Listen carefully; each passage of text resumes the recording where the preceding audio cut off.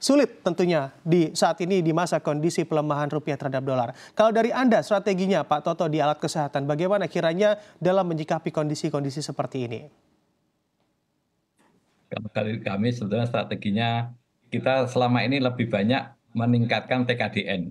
Jadi berusaha menggandeng perusahaan-perusahaan dalam negeri karena sesuai bidang kami adalah MOT.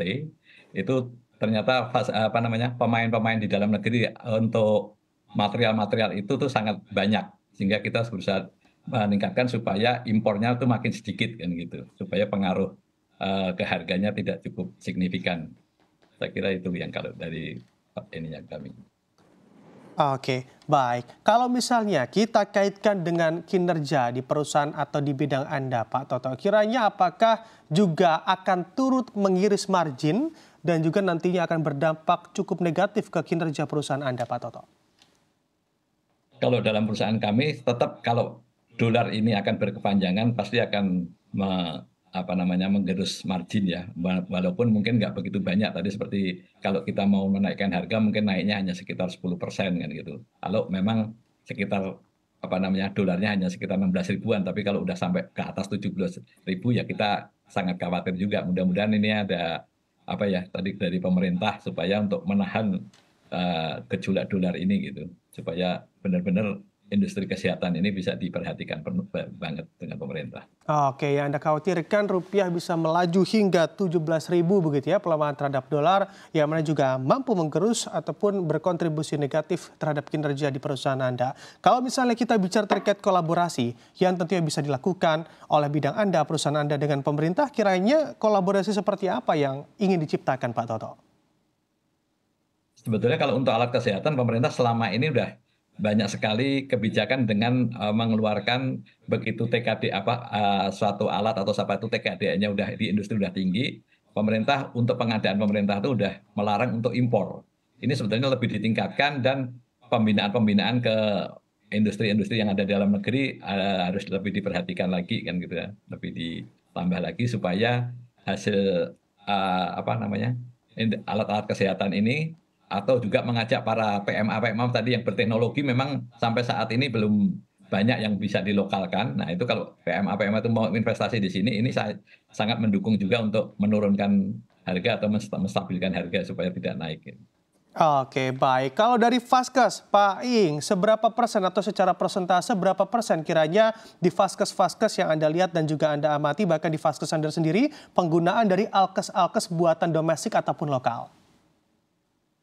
Iya, kalau di fasilitas kesehatan tentunya ya tadi disampaikan bahwa obat-obatan itu kita sangat tergantung dengan bahan baku import ya. Jadi di rumah sakit itu hampir lebih dari 40% biaya itu untuk obat, untuk laboratorium, untuk pemeriksaan radiologi dan lain-lain ya, tentunya di penunjang gitu ya. Ini jadi struktur biayanya sangat besar, sangat mempengaruhi sekali terhadap biaya pelayanan di rumah sakit. Karena tadi masih terlalu banyak bahan-bahan impor yang digunakan gitu. Memang tadi ada beberapa alkes yang sudah ada TKDN-nya, tapi memang ini juga perlu perlu perbanyakan lagi ya, karena untuk alat-alat yang canggih ini memang kita harus akui bahwa beberapa rumah sakit masih menggunakan bahan-bahan alat-alat impor gitu loh. Itu Pak.